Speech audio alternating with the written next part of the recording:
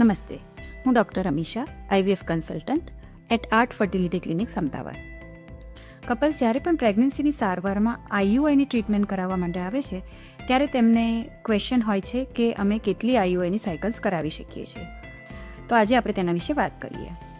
IUI એટલે કે ઇન્ટ્રાયુટ્રાઇન insemination એક પ્રકારની પ્રેગ્નન્સી રાખવા માટેની સારવાર છે.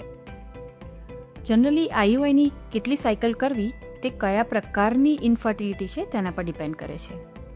જો વાઇફની ઉંમર 35 કે તેનાથી વધુ હોય, મેરેજને ખાસો લાંબો ટાઈમ થયો હોય, હસબન્ડના સ્પમની ક્વોલિટી બહુ સારી ન હોય, તો તેવા કેસીસમાં 3 IUIની સાયકલ કરી શકાય છે.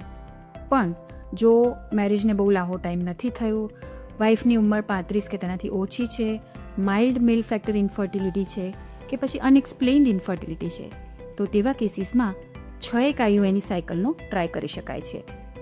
ઓવરઓલ IUIની સાયકલનો સક્સેસ રેટ 10થી 20% રહે છે. આથી according to the cause of infertility, definitely a couple can opt for 3 to 6 cycles of IUI. Thank you.